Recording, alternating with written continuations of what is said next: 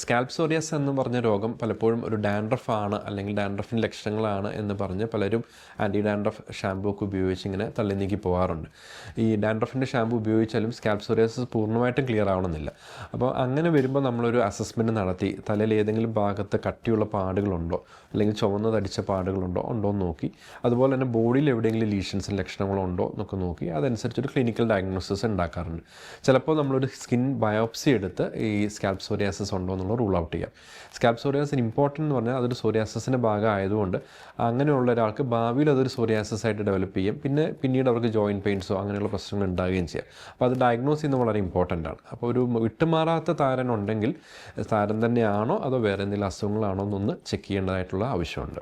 Scalp സോറിയാസ് അല്ലെങ്കിൽ psoriasis ആസിസ് എന്ന് പറയുന്ന ഒരു ഓട്ടോഇമ്യൂൺ ജെനറ്റിക് ഡിസീസാണ്. അപ്പോൾ അതിനെ നമുക്ക് ക്യൂറിൽ നിന്ന് ഉപരിയായിട്ട് നമുക്കതിനെ കൺട്രോൾ ചെയ്യാമെന്നുള്ളതാണ് എപ്പോഴും ഒരു ഈസി സൊല്യൂഷൻ എന്ന് പറയുന്നത്. അപ്പോൾ ആ ഒരു ഫോളോ അപ്പിൽ നമ്മൾ മെഡിക്കേഷൻസ് ഉപയോഗിച്ച് കഴിഞ്ഞാൽ വലിയ പ്രശ്നങ്ങളില്ലാതെ നമുക്ക് മുന്നോട്ട് പോകാൻ പറ്റും. ചുണങ്ങ് അല്ലെങ്കിൽ നമുക്കതിനെ ശാസ്ത്രീയ നാമം ടീനിയ വെർസിക്കോളർ എന്നതിന് പറയുന്നത് അത് ഒരു ഫംഗൽ ഇൻഫെക്ഷൻ തന്നെയാണ്. അത് വളരെ കോമൺ ആണ്. കാരണം നമ്മുടെ ഈ ഒരു നാട്ടിൽ ഈ ഹ്യൂമിഡിറ്റിയും ഒത്തിരി വേർപ്പും ചൂടും ഒക്കെ ഉള്ളപ്പോൾ നമ്മൾ അന്തരീക്ഷത്തിലും നമ്മുടെ ശരീരത്തിലൊക്കെ ആ ഹ്യൂമിഡിറ്റിയുടെ എഫക്റ്റ് കൊണ്ട് ഈ ഫംഗസ് സ്പ്രെഡ് ചെയ്യാം. അപ്പം ശരിക്കും ഇതിൻ്റെ ഫംഗസ് തന്നെയാണ് നമുക്ക് ഈ സ്കാൽപ്പിൽ ഡാൻഡ്രഫും അല്ലെങ്കിൽ തലയിൽ ഉണ്ടാകുന്നത്. മെലസീസിയ എന്ന് പറഞ്ഞൊരു ഫംഗസ് ആണ് ഈ ചുണങ്ങ് പോലുള്ള പാടുകൾ ഉണ്ടാക്കുന്നത്. അത് പല നിറത്തിൽ വരാം. ചിലർക്കത് വൈറ്റ് കളറിൽ, ചിലർക്കത് ബ്രൗൺ അല്ലെങ്കിൽ ഡാർക്കർ കളറിലൊക്കെ വരാം.